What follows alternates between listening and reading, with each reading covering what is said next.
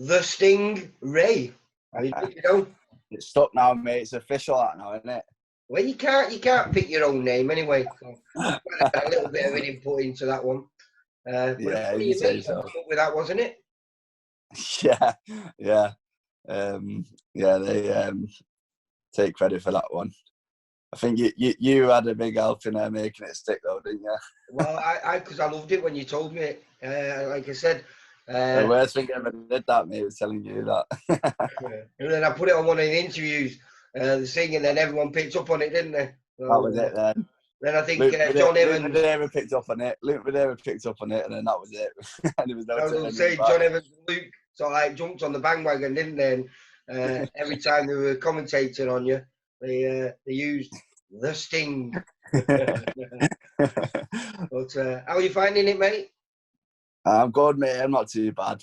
Not too bad. Just trying to stay busy, doing what I can, but it's difficult in it at the moment. It's hard times, especially not knowing, when I'm going to be out. But just doing what I can and staying busy so that, when we do get the all clear and we get the nod, that I can just put my foot on the gas then and be fit enough to just step the training up.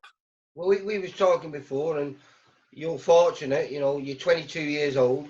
You're 9-0 now, and you're sitting in a pretty place. And maybe those fights that you perhaps might struggle, to go to the next level.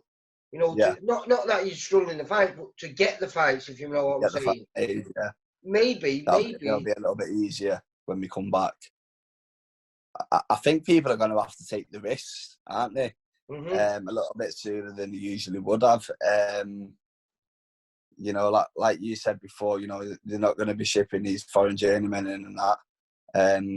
You're either going to have the tough English journeymen who, are going to come for a go, or these prospects are going to have to fight each other, aren't they? Mm-hmm. And I think at 9-0, it puts you in a good position to take that opportunity if it comes your way. Yeah, definitely, mate. I feel like I'm at that stage now. I feel like I'm ready where I'd happily jump in with another undefeated prospect or, someone with a winning record who's coming for a go. Yeah. But the only thing is with me is the rounds. I've only done 4 and 6 rounds. I feel like I could do an 8. I could easily step it up to an 8 because my last 2 camps, well, my last one especially, but I've kind of treated it as a camp for an 8-rounder, so I can just, I've been sparring. I've done 3 or 4 8-round spars in the camps, just so I know that I've got them rounds under my belt and I can do it. So I'd happily have an 8-rounder next, if that's what Blaine and Steve wanted for me. And then, 1 or 2 of them under the belt, and I feel like I'd be ready to kick on then. But imagine that though, 1 or 2 of them against other prospects. That would really propel you, because the confidence you get from doing those 8-rounders and getting the results that we hope you get against other prospects and not just men that we expect you to beat, if you know what I mean. Yeah, definitely. Even in the gym, mate, like you said, the confidence you get in knowing that you can do it. Mm-hmm. It's, once I was banging out them for my last camp, once I was banging out them 8-round spars, on a regular basis, I was like, right, I'm here now, we can do it. And I know it's different in a fight, it's a different pace and whatnot, but once you know that you can do it, it is a big confidence boost. It takes one worry off your mind, isn't it? It's not something that you have to dwell on in between rounds. Can I do this? Can I do that? Because once you found a second win a few times, then it's always there. Yeah. Now we were talking before, and this is arguably the longest time you've not been in a gym since you probably. I know, mate. What? About 11 years old, I reckon. Yeah. I mean, I've just been watching some of your amateur fights. I think I first filmed you back in about 2013. So what would you have been then? 15 years old, would you? Yeah. 14, 15? You probably looked about, actually, you only looked about 12. But it was 2014, so 2013 the first time I got you. But you moved through the weights really quickly from in your final year as a youth. I think you were 64 kilos. You had a couple of fights at 69 kilos, and then moved straight to 75. Yeah, when it was, mate, because I was at 64 for so long and I was struggling to do it.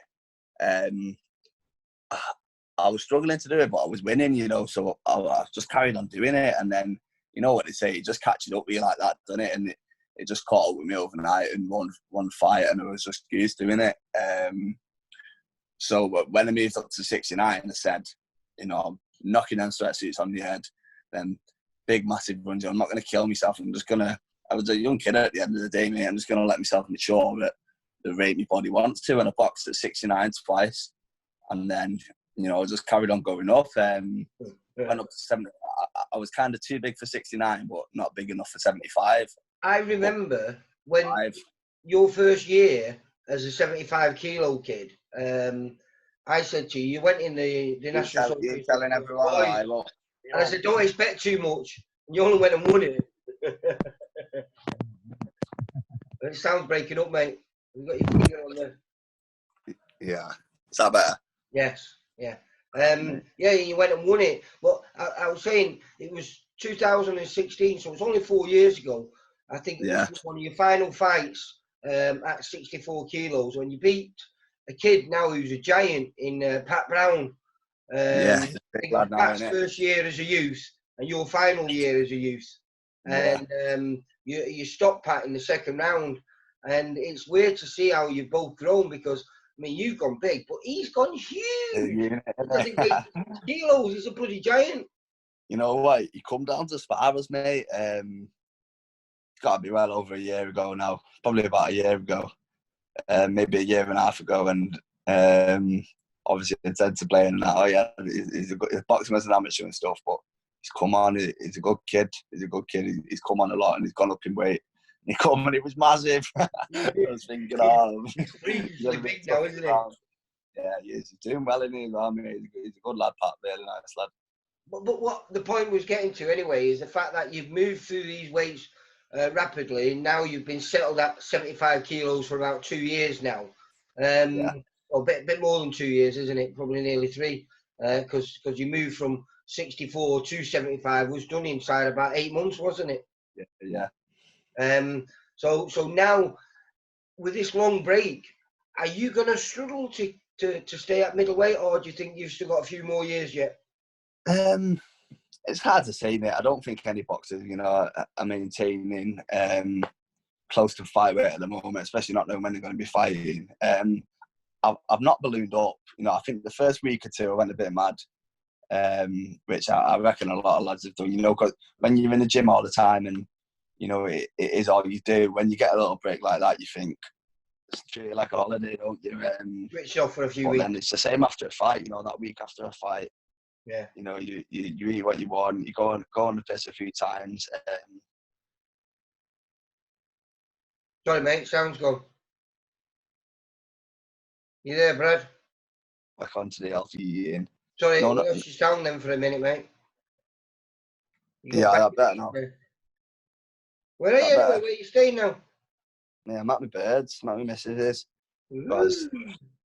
I know, yeah, looking after us. But yeah, because you've been there all through lockdown as well. Yeah, I've been here, mate. But it's all right, keeping me on my toes. Got a few weights in the back garden.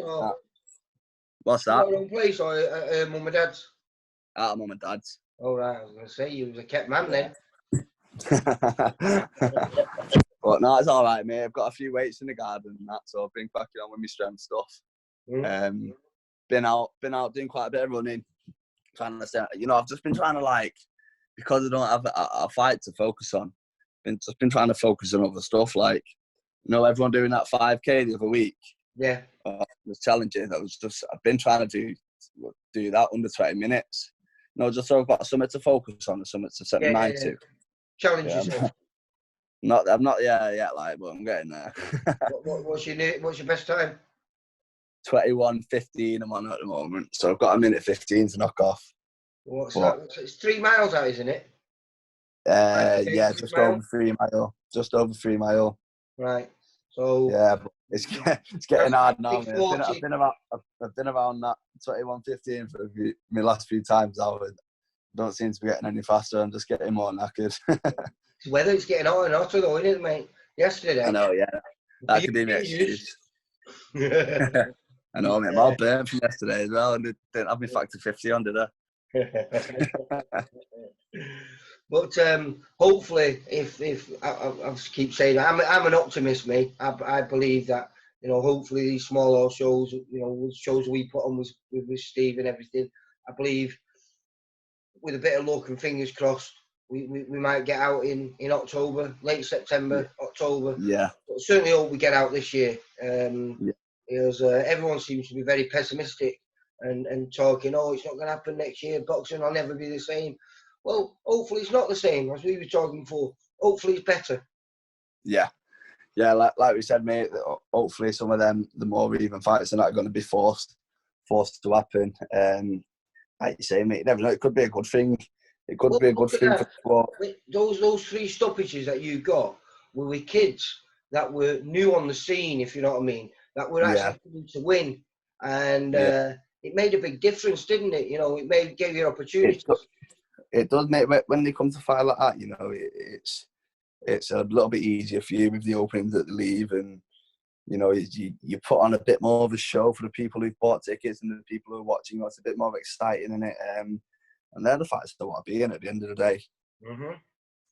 But like you say, at 22, 9-0, got a bright future, mate. And people talking about you now outside of us lot. We've always known how good you are. I've known how good you are for, as I said, you know, 7 or 8 years. I've been filming you. And you've been fangirling over me. You big fanboy, aren't I, mate? But what I'm saying is, I think there's quite a few other people that are picking up on the Sting Rea, and I think hopefully breakout year could be 2021, could it, mate? Yeah, hopefully, mate. When all this is over, that's what I reckon of. I feel like I'm at that stage now, you know, where I'm going to be in fights where people are going to start taking notice, and I'm ready to put on performances, you know, where people are going to sit up and say, you know, that was a good win, that, or, you know, he's got some potential in him. So I'm looking forward to it, mate. As soon as this is over, getting back in the gym and cracking on. Mm-hmm. Yeah. 1 second. Millie, we get the door. Postman, what have you been ordering off eBay, you? I tell you what I'm getting. Chinese chicken, mate. Started making meals. Hey, do you know, I've actually, I know it doesn't look like it with this big head of mine, but I've actually lost weight during this lockdown. So you've been doing any training and that, or what? No, I've done a little bit, but not much. I've been working on my house. And doing all like that. So I've just started fitting a few of these in now. So I thought I'd speak to the Sting Rea. Get back to work. I know, mate. I see you knocking about with everyone. Been on the phone to everyone apart from me. I thought you forgot about me. Yeah, but you've got to remember you're a ginger, and you know what I mean. Public, you, mate. Well, you look ginger, mate. No more. What's happening? I know, mate. Everyone keeps saying that. Everyone keeps saying that. It's not the same, mate. I remember watching your little. I say, mate. I've beating people up. I've put up with the stick for all these years. People calling me ginger and that, and they just say, "You're not even ginger anymore." You know, I'm proud of you, mate. You know what I mean? Proud ginger. Listen, Brad, take care. We'll catch up with you soon. Top one, Lee. Nice one, mate. Good to talk to you. See you later. You and Blaine, take care, mate. Bye. For all boxing info, news, and latest interviews, amateur and pro across the north, click and subscribe. VIP Boxing Promotions. Also, Twitter, Instagram, and Facebook.